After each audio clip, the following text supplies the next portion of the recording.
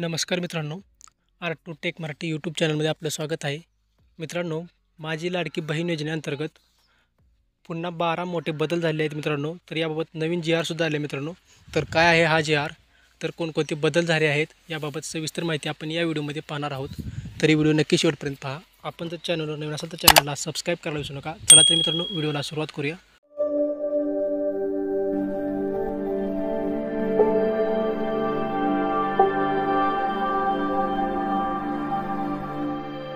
तर मित्रांनो, आपण पाहू शकता की मुख्यमंत्री माझी लाडकी बहीण योजना या योजनेच्या अंमलबजावणीसाठी सुधारणेसह व्याप्ती वाढवण्याबाबतचा हा जी आर आलेला आहे मित्रांनो.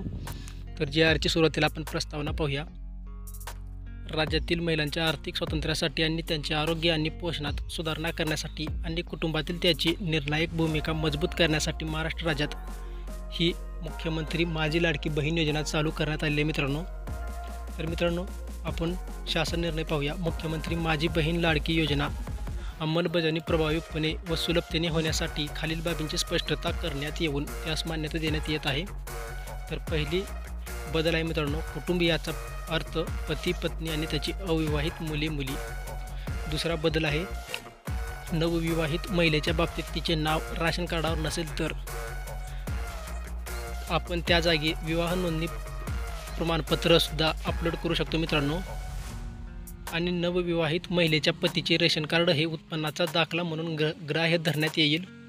तर मित्रांनो, तिसरा बदल आहे, परराज्यात जन्म झालेल्या व ती सध्या महाराष्ट्रात वास्तव्यात असलेल्या महिलांच्या महाराष्ट्रातील अधिवास असणाऱ्या पुरुषाबरोबर विवाह केला असेल तर जन्म दाखला किंवा शाळा सोडल्याचा प्रमाणपत्र किंवा अधिवास प्रमाणपत्र ग्राह्य धरण्यात येते.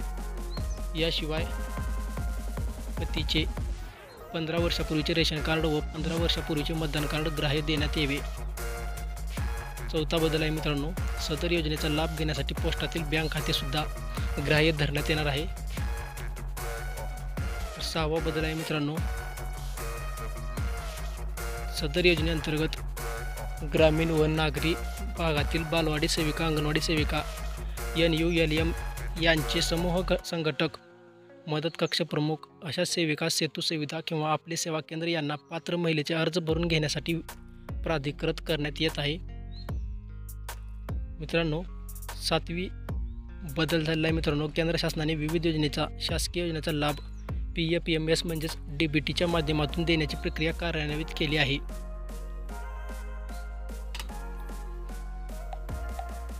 तर आठवा बदल आहे मित्रांनो, गाव पातळीवर ग्रामसेवक, कृषी सहाय्यक, तलाठी, अंगणवाडी सेविका अशा सेविका, ग्राम रोजगार सेवक, अन्य ग्रामस्तरीय कर्मचारी यांची समिती स्थापन करण्यात यावी व या समितीचे संयोजक ग्रामसेवक व सचिव अंगणवाडिका सेविका असतील.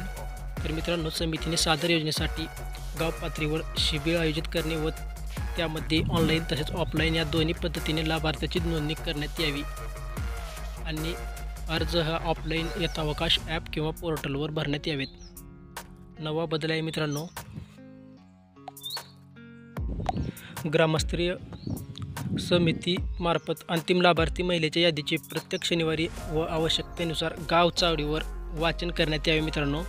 तर 10वा बदल आहे, मुख्यमंत्री माझी लाडकी बहीण योजनेच्या अंमलबजावणीसाठी अ व ब वर्ग महानगरपालिकेच्या वार्डस्तरीय संरचना असलेल्या या महानगरपालिका क्षेत्राकरिता तालुकास्तरीय समिती ऐवजी वार्डस्तरीय समिती गठीत करण्यात आली आहे मित्रांनो. सदर समिती अ ब वर्ग महानगरपालिका पुरती मर्यादित न राहता सर्व महानगरपालिका क्षेत्रात वार्डस्तरीय समिती गठीत करण्यात यावी.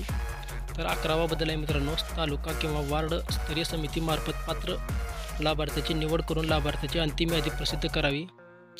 तर शेवटचा बदल आहे मित्रांनो, नागरी व ग्रामीण भागातील बालवाडी सेविका, अंगणवाडी सेविका यांचे समूह संघटक, मदत कक्ष प्रमुख अशा सेविका, सेतू सुविधा किंवा अंगणवाडी पर्यवेक्षिका, ग्रामसेवक, आपले सेवा केंद्र म्हणजे CSC सेंटर यांना लाभार्थ्याची अंतिम यादी प्रसिद्ध झाल्यावर एकूण पात्र लाभार्थ्याचे अर्ज सादर केल्याप्रमाणे सदर ऑनलाईन ॲप पोर्टलवर प्रति यशस्वी पात्र लाभार्थींची नोंद झाल्यावर 50 रुपये प्रोत्साहनपर भत्ता देण्यात येत आहे. म्हणजेच मित्रांनो, या सर्वांना एक फॉर्म भरल्यानंतर 50 रुपये मिळतील.